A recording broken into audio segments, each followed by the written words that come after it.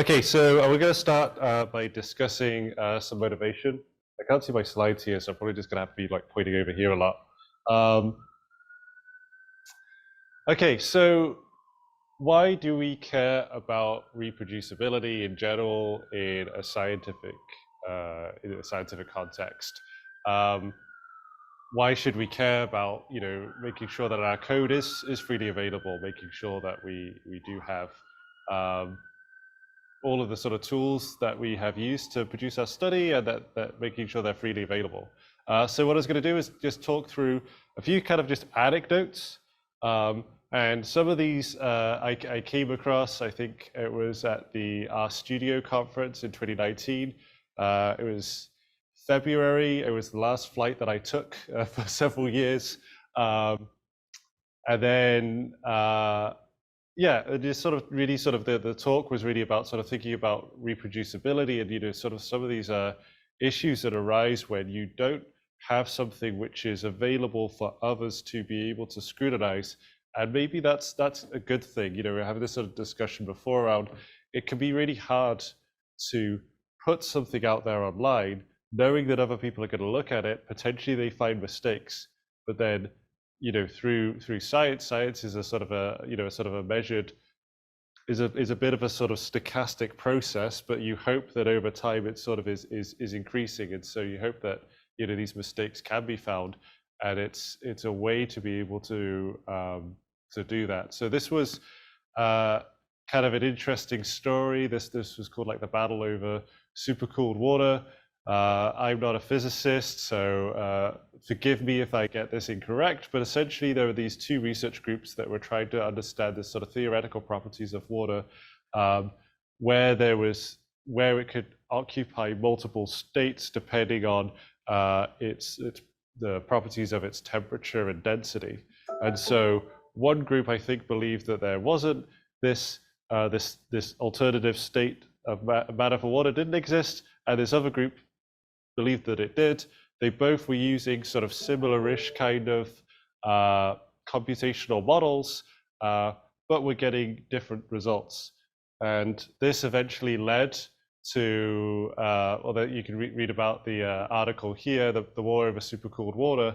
I think in total it was about 7 years of sort of work of back and forth between these groups, and like apparently sort of shouting matches and things like that at conferences, and it was a real, but eventually what happened was one of the groups managed to get the other group's code, and within a week, 2 weeks, were able to discover what the issue was. And of course, sort of following on from that, there's a question of like whether that was a bug in their code, or how they'd sort of set up the initial conditions, or whether that was sort of legitimate or not. But they managed to hone in on exactly what the issue was because the code was available.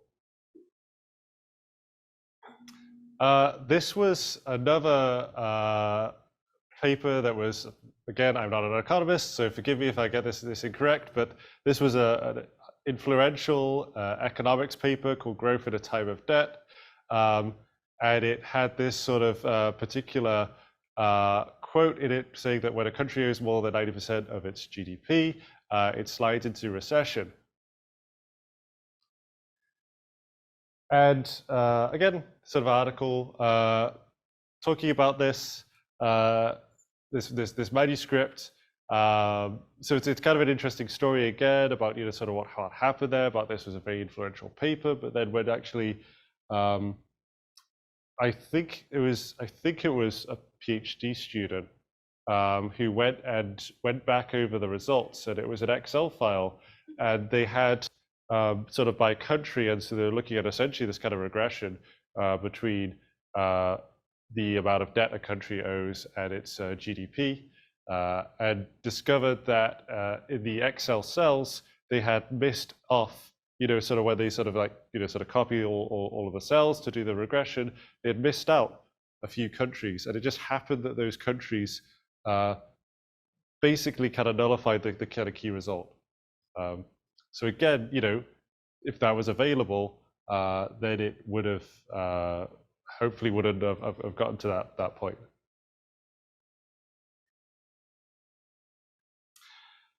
Not So yeah, again, sort of just thinking about more recent examples, not to talk about like this too much, but this was, I think this is from BBC News, looking at one of the teams, particularly the imperial flu model that was adapted to COVID-19.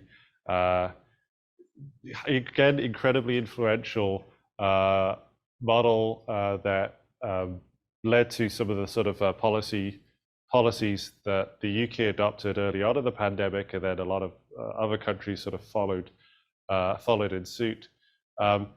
Again, the sort of key results were fine, but then actually sort of the code checking that occurred afterwards in order to kind of verify this. You see some of the sort of quotes there, but this isn't to say that we, I don't know, like if my code was ever sort of in that position to be so heavily scrutinized, like I'm sure people would be saying those things or worse about them. So to say that, preface this whole talk with, this isn't about, oh, I'm going to tell you all the best things to do and like you should be doing this, this, this, and this. No, that's not the point, right?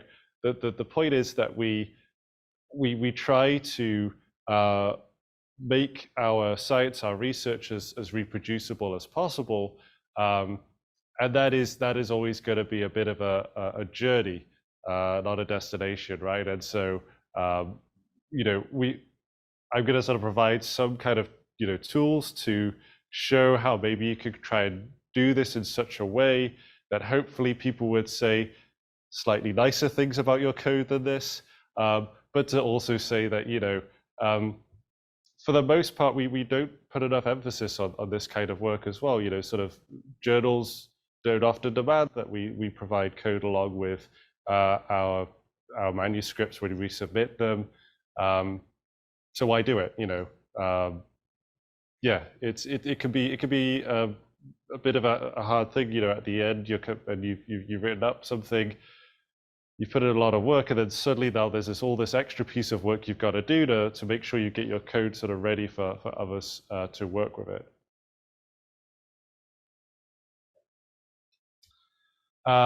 Okay, and I couldn't help also just keep finding you can just keep finding examples, right? Like as you start to look into this in terms of sort of either sort of science that was either sort of misguided or sort of some discrepancies that occurred, and eventually it sort of was something like an error in the code.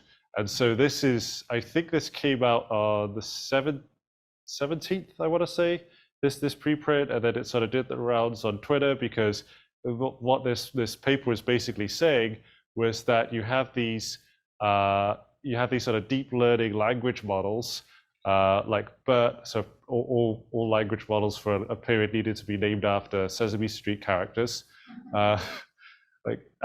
So basically this paper was saying, well, if you just take gzip, which is a compression algorithm, you just apply that to text data, and then you compare in your data set which is the sort of closest example in that kind of gzip space, then use that point, or rather use the closest 2 points as your classifier, then you can get better results than you can with these really large large, very computationally heavy deep learning models. So this is why people are kind of excited, because it sort of says, one, that you can just apply something that is relatively very, very simple, that to an approach like this and get really good results.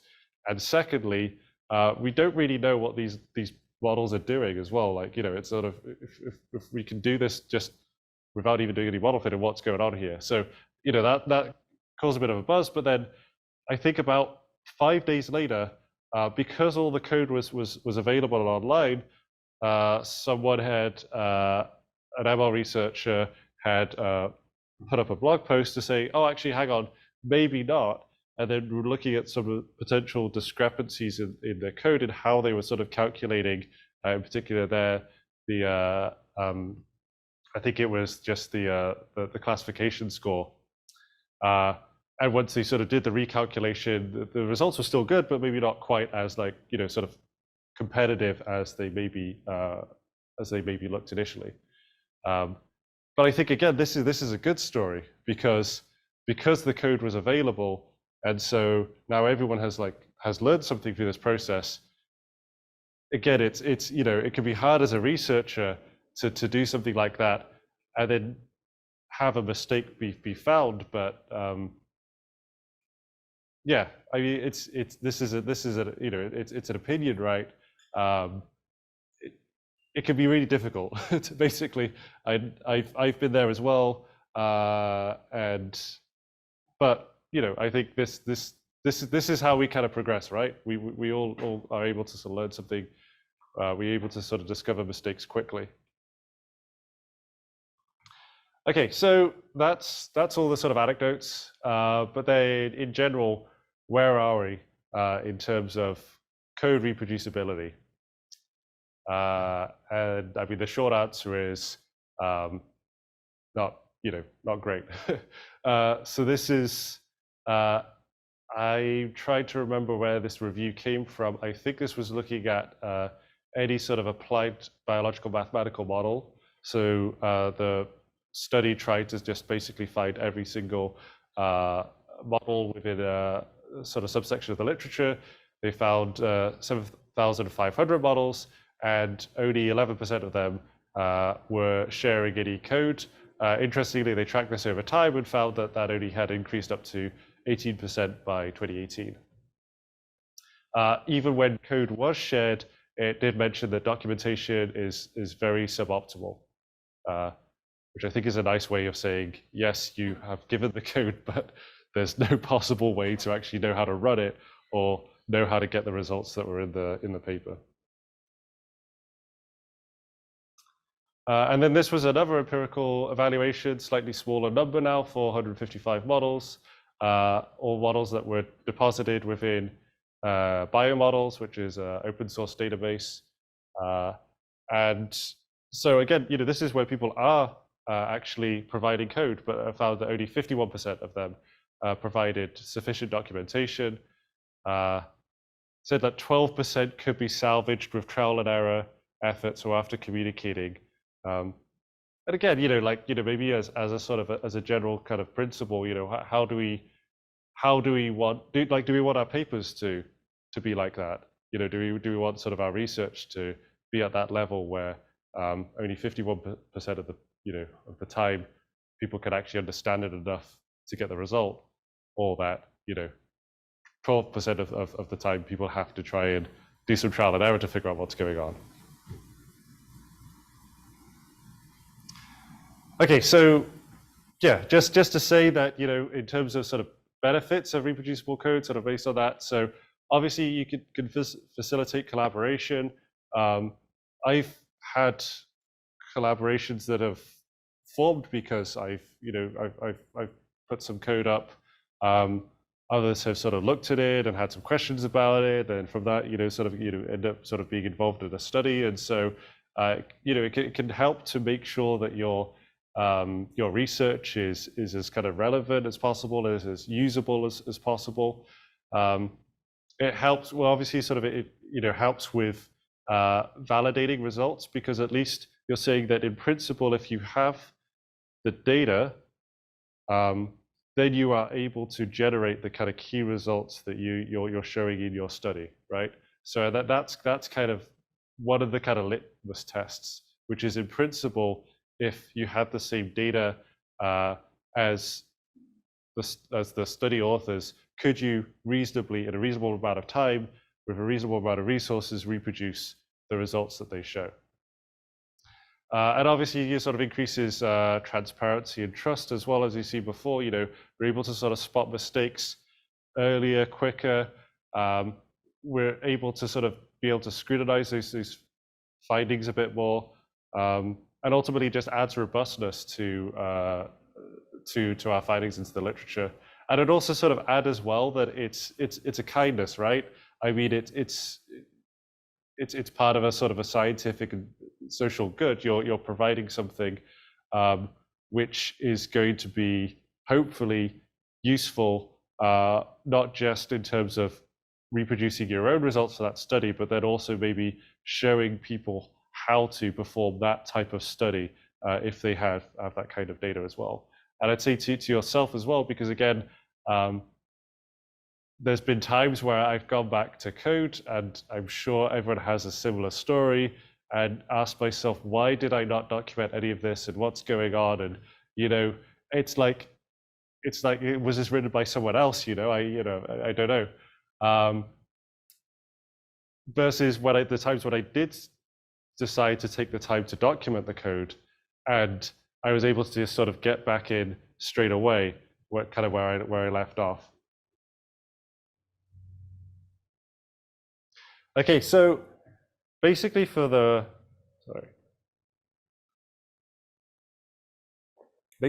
rest of this session, I'm going to just throw out some potential tools to consider in terms of reproducibility of code. And just to say that the expectation is, I think none of my projects have used all of these tools. In fact, I'm certain none of my projects have used all of these tools. A lot of projects I've worked with use very few of these tools, but there's going to be a sort of a cost-benefit relationship to everything, right? And so it's going to be a question of I've produced something, sort of looked at before. I've produced something which is like a sort of Bayesian regression analysis. I have some data, I have some code together. I want to be able to package that up in such a way that someone else could, again, with reasonable time and resources, be able to reproduce the key results in a study that I'm working on. Versus, I've created this model. I think it's pretty neat. I feel like I want other people to use it, but then people might be using this on different operating systems. People might be using it on different data, and so now I'm going to have to think about, well, what kind of data could they input? What kind of if they input incorrect error, how much should I guide the person using it to say that, hey, this data doesn't look right, or how much should I then be checking, if I'm sort of adding to that model over time, that I'm not breaking anything that people may have used in the past. And then if you want to sort of get to that point, then you'll have to start thinking about adding in more of these sort of tools later on in order to ensure that your code at this point is really software is going to be able to reproduce not only your own results on your machine, but be able to do it on other people's machines with new data.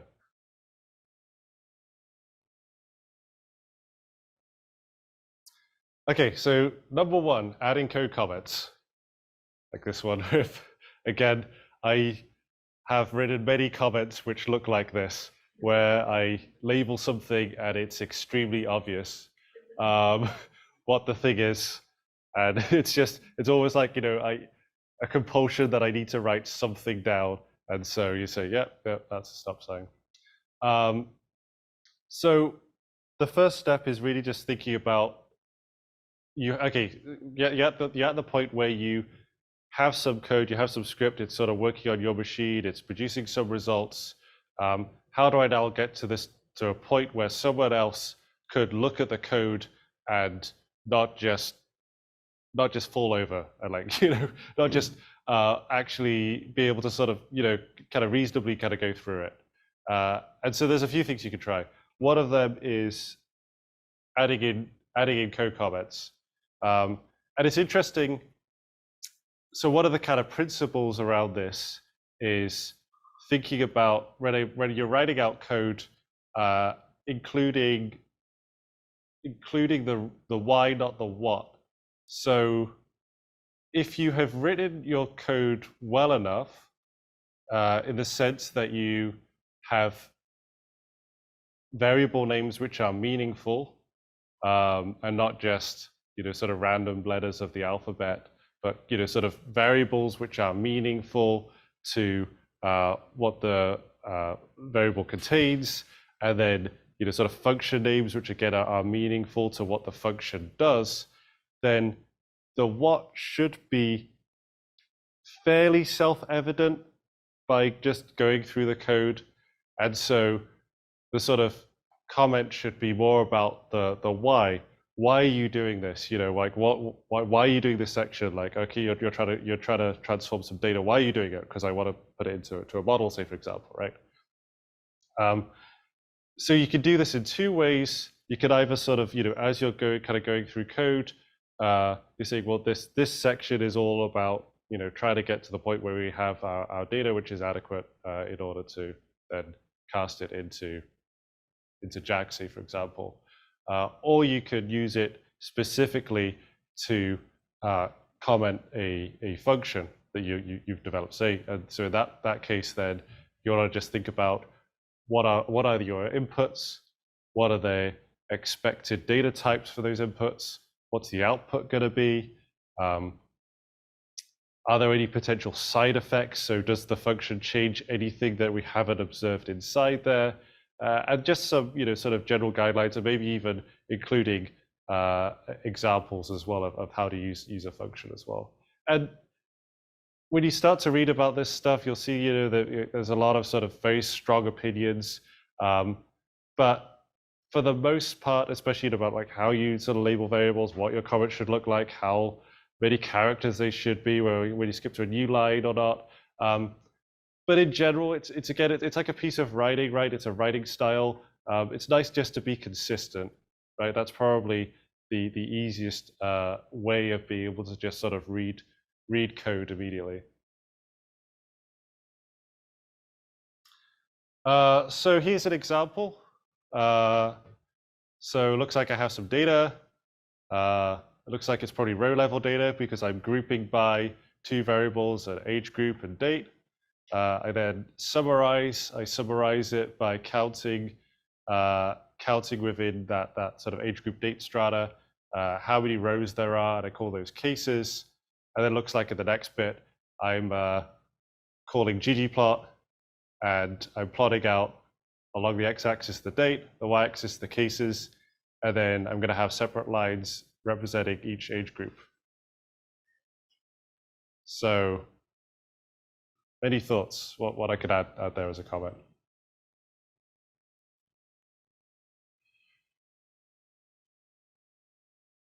I don't think there's any wrong or right answers.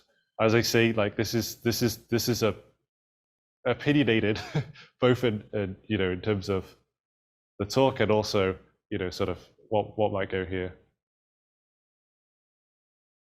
So yeah. Mm-hmm. Yeah. So it's like why are we taking this data and doing work to it? Because we want to plot the data cases over time. Yeah. Yeah.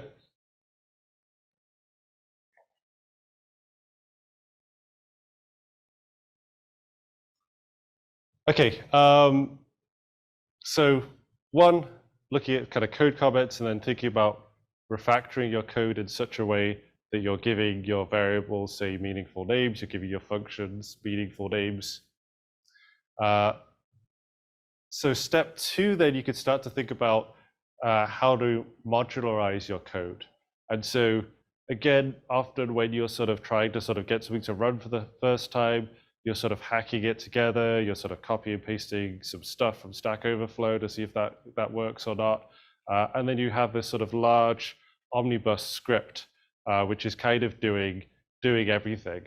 And then so the first time anyone else opens that up, they're like, going to look at like how big the script is. They're going to look at, all the lines there, and again, kind of fall over, not kind of, knowing where to starting from the top or the bottom, but it's going to be very hard to sort of at first pass understand what's going on. What is it you're trying to do here? What's the point, where you try to get to? So what are the kind of key principles? And again, there's always a cost benefit. You know, I've heard people say if you have to write the same line of code twice, you should turn it into a function. That might be a bit excessive, or you may sort of really see the appeal in that. But the sort of general approach is sort of thinking about, try not to repeat yourself too much. So if you find yourself going through your script and saying like, oh, I want to reuse this here and here and here, and you're copying and pasting over the script, think about how you could turn that into a function instead. And so then you're just running the function for each of those steps. You've reduced, at least for your main script, you've reduced the number of lines of code. And hopefully, again, if you've labeled your function in something that's meaningful, then you've improved readability. So often you see the acronym of DRY, right? So again, one of the sort of ways of sort of thinking about trying to look at code is just by going and exploring, you know, going on GitHub, exploring a few different repositories and just seeing how people have done it. So occasionally you'll see a comment like, you know, like code is not dry. Code is wet is the opposite. So that wet is an acronym for we enjoy typing. So it's like, you know, if you have wet code, it means that you just, you know, maybe just think about how to modularize that. And then once you sort of have created those functions to improve readability, you can then also add some documentation to those functions. So what I said from the sort of step one of adding in comments, then you can, in a principled way, as I say, so thinking about making sure that you're labeling what the inputs are, what the inputs are supposed to be, what the data types are for the input, what the output is supposed to look like, and just a sort of general, what is this function doing? And so you could look at, for example, Roxygen to do that. As I say, I'm throwing out a whole bunch of stuff here. I've purposely put these slides online and put it as a HTML with a bunch of hyperlinks. So, you know, as a sort of reference tool, right? So you can sort of go back and have a look if these names aren't familiar to you. And just think about, you know, again, when you first start doing this, you kind of go too far the other way. So you can start, as I say, you know, the extreme end is if you have to write the same line of code twice, turning that into a function. But then if you create too many entities, you could end up with your code being a bit sort of spaghetti-like. And so, you know, you're trying to sort of understand what everything's going, what's happening. So you look, okay, well, I'm going to look at this function, and then, oh, well, this function calls another bunch of functions, and then those functions call other functions, and you can end up with this sort of enterprise software level problem of you know, just like functions calling functions all the way down. And so again, you know, sort of you want to try and balance the how often you're repeating yourself versus just the general readability of the code itself. And yeah, and as another sort of useful kind of principle is to just think about the function just doing one thing. So if you're sort of writing a function and it's, you know, sort of transforming your dates, transforming your dates into sort of time points because you need to do that to incorporate that into your model. And then it's also doing sort of a bunch of other transformation steps. It's doing some plotting as well. Think about how you could just split that out so you have something which is transform date, transform other variables, plot the data.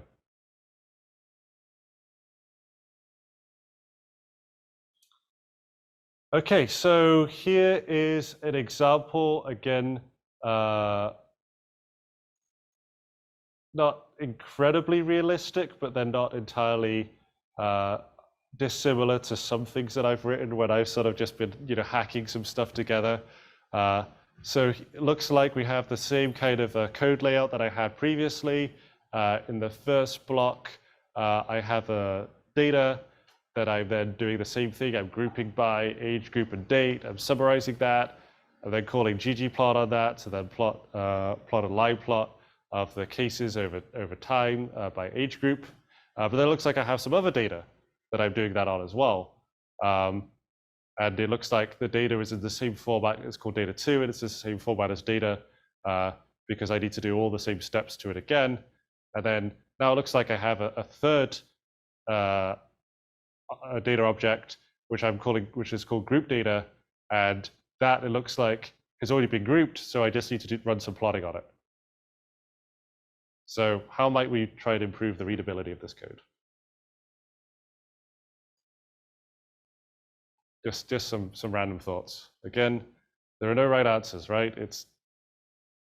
People are going to be very highly opinionated. Someone else could be giving this talk and saying these other things are what you should prioritize.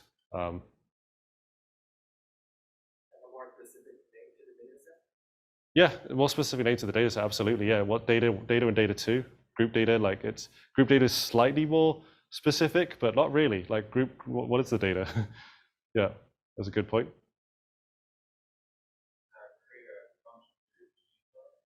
Yeah. So you mean like create like a plot function to just encapsulate that plotting? Yep. Yeah.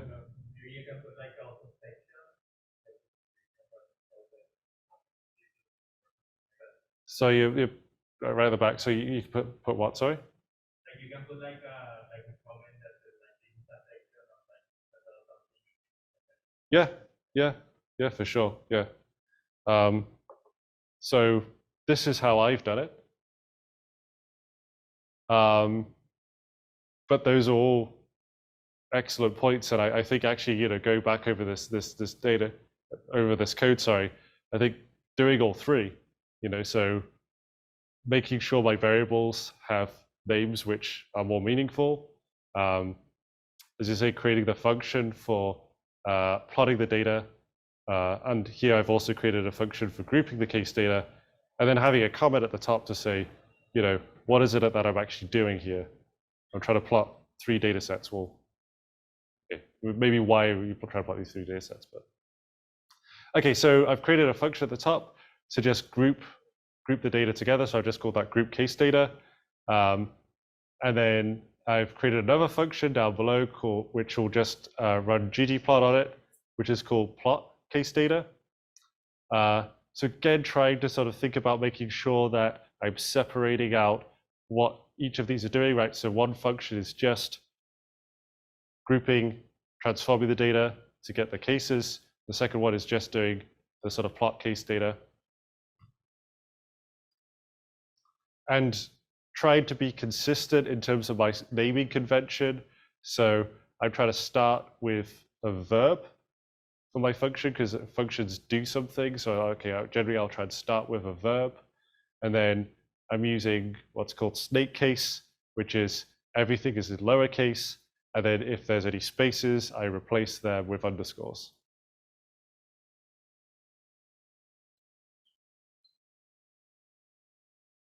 Okay, and then the next bit is just adding some documentation to these functions. So in R, if you write a function, and if you're anywhere inside the function, you can just type Control-Alt-Shift-R. Mac could be slightly different. I think it's probably Command-Alt-Shift-R, or just double check in your R settings. And it'll just create a skeleton for you for your function documentation. So it'll check to see what your variable inputs are, what your parameter inputs are for the function, and then it just gives you sort of these special characters to add in what the parameter should be and what it should return. And then I've just filled those out basically. So again, it's nice, these kind of tools that exist to be able to provide a skeleton, because very often, right, it's like when you start and just making sure that you're just being consistent. And so anytime there's a sort of a way that you can just use a template, it's a way to kind of guarantee that being a bit more consistent in terms of how to represent your documentation. So just saying what each of those functions do there. Okay, and so going back to that example then, so I've written out those functions now in like a separate R file, which I'm then sourcing, and then take this code, and I just replace that with those particular functions. So data, group the case data, then plot the case data. Data 2, group the case data, plot the case data. Group data, just plot the case data. And of course, you could add the comments, and you can make sure that your variables are named better.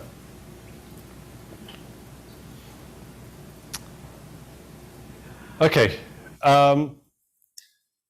So I think Irina, you provided this quote as well. This is nice. So we see this before when looking at the GitHub in terms of the sort of setup and um, what sort of the main kind of principle is basically for a README that's contained within your code, it should be in the sort of parent level directory, so it should be the first thing that someone is able to find.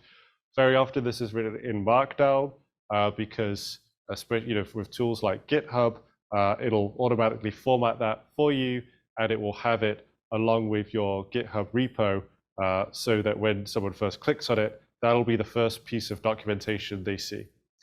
And again, yeah, I think this is kind of a nice summary, which is basically try and think about the README as the only documentation your users will read. So I think about that example of, you've written out that script to generate your results. What needs to be included in a README such that someone can get to the point where they could reproduce the kind of key results of that study. So let's imagine, we're importing some raw data, doing some transformations to raw data, we're running a model, we're creating a plot based upon that model result.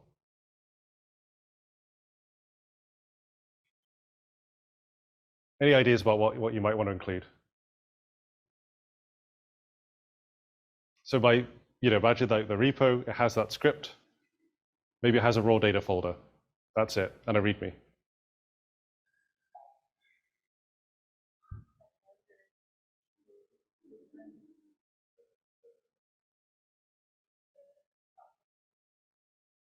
Yeah, like the order in which you should run the scripts to get the result, like what you should expect as an output from that script. Yeah, absolutely. Yeah.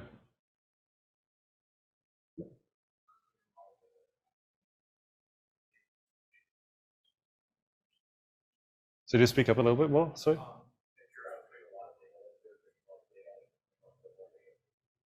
Yeah, okay, yeah. So yeah, and then sort of think about that about maybe sort of system requirements as well. So thinking about, for someone else, hey, you're going to be producing a lot of data here, so make sure you have this much amount of gigs free, and maybe also sort of thinking about what the model is, and so maybe you need some fairly decent processing power in order to run the script. Yeah. What are we going to run the script in?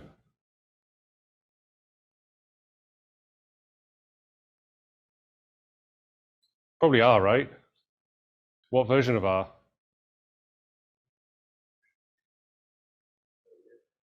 Yeah, yeah. Is the latest the one you have installed on your computer that you ran? Yeah. So maybe double check what version of R you ran everything in. And again, in R, there's easy ways of being able to just sort of spit out what your version is, what version of RStudio you used, if that is less necessary, and then what libraries you used, what versions of those libraries did you use. Try to think about how to make sure that the person is starting with a similar state to you. What tools are they going to need to have installed prior in order to be able to run the script? Okay, so yeah, again, lots of opinions out there, no real consensus, but here are some things which sort of generally you'll see a lot of READMEs will contain these kinds of things.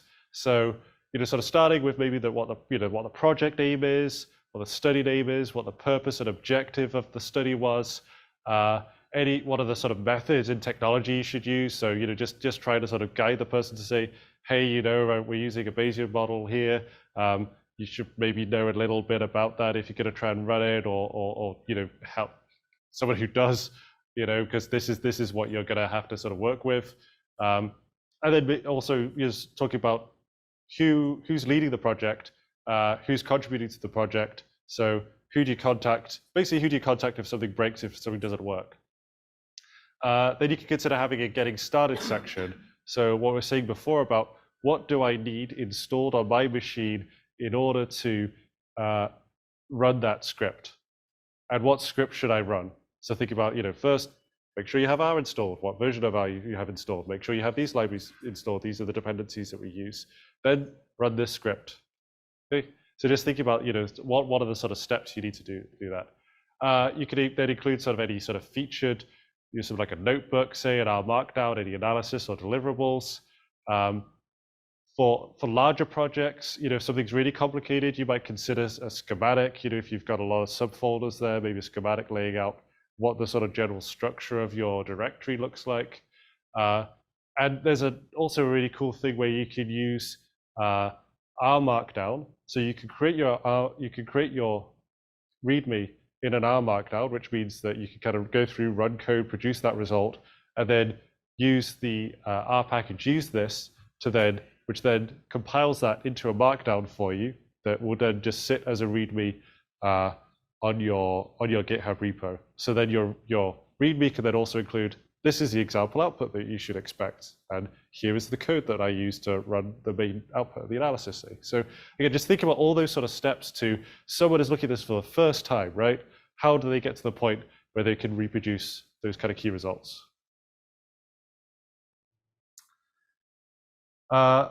So I think I've sort of already sort of covered most of this, but just thinking about what software do you use to generate the results, how would you reproduce those results, and if you encounter any issues, is there somebody you can contact? This is just an example to show, which I will in time I'll skip over, but this is say for example a sort of skeleton format that you could use. Okay, and just also then including sort of for reference, really, just a bit of a sort of checklist that you can kind of go through. So name and goal of the project contributors, setup installation, quick start guide, any known bugs or caveats to the code. So this is something that we've definitely come across yesterday, where we sort of added to, if someone does encounter a problem that you've encountered before and you know how to fix it, it's a nice thing to be able to include that to let someone know how to fix it. And then any of acknowledgements you want to include as well. Again, thinking that that's the only documentation that someone is going to read. Version control, something as well which we're sort of starting to get familiar with this week, or maybe those people are familiar with it. But why do we use version control? I mean, it's so many times I've been playing around with a script and I get it into a state where it's no longer working. I have no idea why. And what do you do in that situation? If you've not using version control, you're kind of stuck. Hopefully you've backed it up somewhere. Maybe you sort of copied the script and called it something else, so you go back there.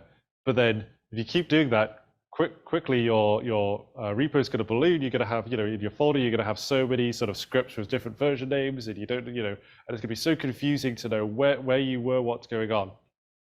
Things like any kind of version control, Git is the most popular, allows you to basically have some reassurance that it's okay to play around with your code and break things, and it'll be all right because you can always get it back into a state where you know it works. And so that's the sort of kind of key benefit of it.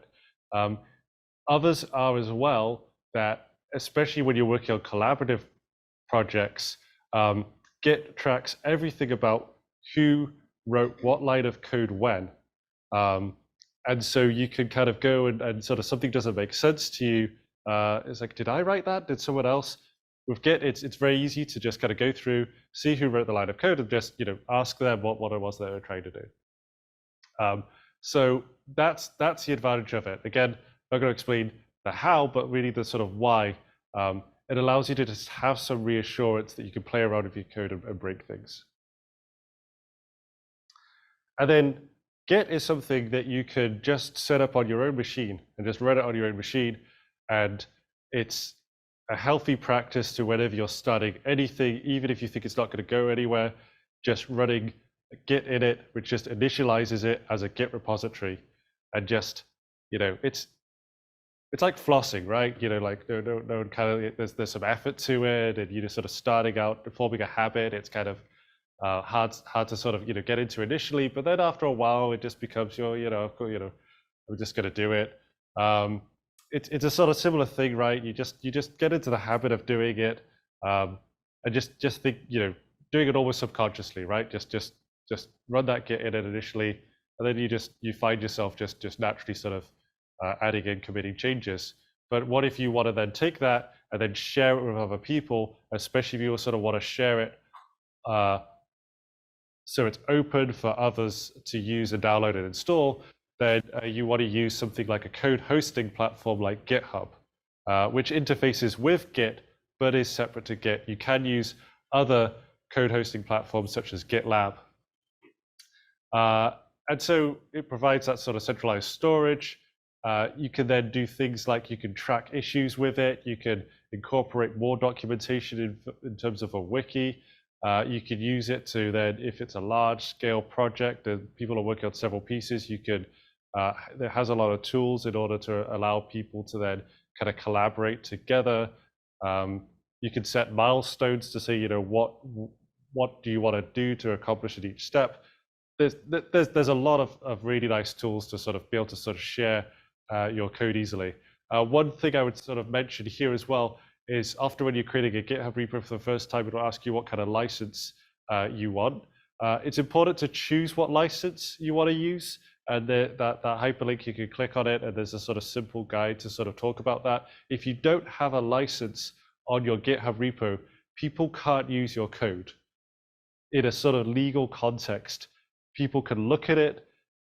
I'm not sure, I think you can download it, but you can't modify it, you can't use it in any way, and you certainly couldn't use it for, say, like, for your own, for their own purposes. I've occasionally forgotten to put a license in, and then I have had people sort of, create an issue in the repo and say, hey, can you add a license because I can't do anything with your code, or you don't have a license. So to say, when you start up a GitHub repo, it provides that as an option. Just look at the guide. If you want something that's not too pervasive, usually MIT license is the one that people go with. Okay, how am I on time? I have 5 minutes left. Good. I have far too many things to go through for the rest of, but I would say like these. Okay, so six answers kind of important. The rest are really sort of nice to haves if you are going into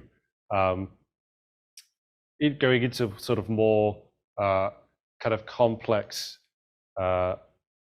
projects, where, for example, you want to create something which is going to be a model which is going to run on lots of different data in lots of different circumstances. Maybe you want to sort of have that adaptable in some way. That's when you sort of might want to think about some of these sort of later tools. I think all the sort of tools I've discussed up to this point is, really sort of thinking for anything where you want to have something which is open for other, and you expect or you desire other people to be able to use that code and understand it in a reasonable time frame.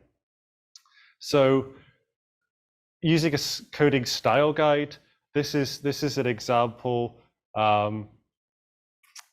where it's basically what I've talked about already. Sort of what you should do with your comments, what you should do with your function variables. And the advantage of using a style guide is, well, there's a couple of main ones. One is just, if you make your code kind of a little bit consistent in terms of how it's styled, then when others are looking at it, it should be a little bit easier to just get to the starting point. It's like using consistent grammar or something, right? Like if you're using sort of your own sort of grammar convention, it's going to be a little bit harder to, maybe you could understand the sentence, but it's going to be a little bit harder at first pass. It's just using a consistent system that other people have, sort of thought about and works. And it tends to be sort of fairly, they tend to try and be a fairly lightweight, the style guides, right? They're not trying to be too pervasive in terms of, you must do this, this, and this. So the typical one that you would use in R is tidyverse. In Python, it would be pep8, but they they kind of do similar things. The other advantage of using a style guide is that you have a bunch of automation tools to make sure that you're conforming to that style guide as well. So in particular, there's a package linter and styler, which linter basically, any kind of linter will tell you, will basically provide warnings in your code to say, hey, this line doesn't conform to the style guide, here's how to fix it. And then you can use the styler package. If you install that, you can just go to RStudio into the add-ins feature, and then just say style my package, style my package or style my file, and then it will look at that active file, and then it should just fix everything to make it so that it's easier to, it conforms to the tidyverse style guide.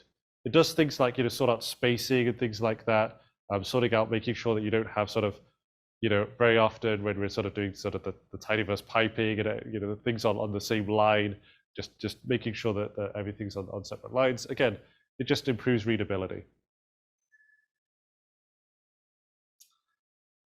Okay, going even further, I'm going to rush through these. Again, this is more for reference. If you're interested, you can look at this in your own time. You can look at sort of more kind of cookie cutter approaches, which is basically taking a template for a documentation layout and then using that for your own project. This is often helpful when you're first starting out with a project because like, oh, I have some data, where should I have some raw data, where should I put this? I have some transform data, where should I put this? You're trying to make all these decisions as you're sort of going along, and you could sort of, it's not really what you want to be doing. You want to actually be sort of working with the analysis, and so it can just help to just create that skeleton for you already, so you know where to put things. You can think about automating your workflows. There's lots of ways to do this. Typically, they're based around what's called make. So make allows you to be able to sort of, in a principled way, be able to sort of basically give you a recipe for like, run the script, run the script, run the script. This is the outputs I expect. This is the final result. If any of these scripts have changed, then you need to restart at this point and go and try and complete it that way. As I say, well, make is one of the sort of tools that people use. But then there's also some specific R libraries as well in order to do this, and they're referenced there as well.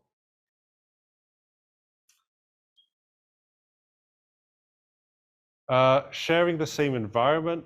So renv is a package to try and do this. Again, what I was saying before about making sure that someone's starting the same state.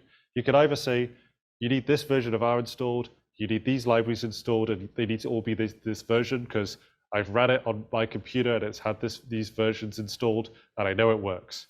renv allows you to basically do that so that when you download and open an R project, it just knows what libraries to install already for you, and so you can kind of skip that step in the README. You can consider adding everything into an R package. This is maybe easier to do than it might sort of look at first glance. There's definitely a learning curve there, and I'd say, this is a quote by Hadley Wickham saying that the fundamental unit of shareable code is the package. I'm not sure I would go that far, but there's certainly something around, sort of it helps for you to be principled in terms of where you should be putting your data, how you should be setting up your functions and your scripts and things like that. Then you can automate the whole environment. This is using something like Docker, which we've been having fun with yesterday. And basically, to say that in principle, what it should be doing is creating a whole environment for you, running everything that you need to output your analysis, and then leaving afterwards. So it's like, it's like the sort of baking a cake, right? Not only does it have the recipe, it comes in and like follows that recipe to bake the cake, but it also kind of sets up builds your kitchen for you, and then at the end sort of just gets rid of your kitchen and leaves. In principle, right? But you need to have Docker set up first in order to do this. And as we discovered, there's some issues there. Okay, so just 12 easy steps, to just get clean code, right? We've done it. No, as I was saying, right, for the most part, these are things to consider, and it's obviously, and I'd say there's a sort of arrow in terms of sort of complexity and time cost in terms of this, and it'll depend on what the project is in terms of how many of these you might want to consider. And so, but I'd say really the kind of top, if you get up to like step 6, then that's fantastic, right? Because you're just thinking about the first step, adding some signposts into your code, telling people what's going on here. Modularity, that's just help to and refactoring in general, so just improving the readability either by sort of putting similar things into one file or creating functions, say for example, having that README there to make sure that it's documented, using version control to make sure that you can kind of roll back any changes and people know like who's written what when, and then think about style guide. So that's just sort of, we're going to create like a sort of general sort of principled way of being able to read the code, and just it helps with the layout, just makes it a little bit cleaner to use, and then putting it onto GitHub as well, so that other people can actually use it, and it has a license so people can actually run it on their own machine, and there's no legal problems associated with that. And then the others you can kind of think about for, as I say, sort of more complex, advanced use cases. And yeah, just obviously every talk has to have an XKCD comic in it, so I'm not gonna be the one to buck that trend. I don't know. Do we have any more time for questions or? You have a break now? I assume someone would have come in and told me that I was over time, but oh well. Okay. Well, I guess if we have a break now, then please go have a break if anyone has any other questions. Yeah, I'm not going to keep people from their break. So if you have any other questions, feel free to come chat with me. Thanks.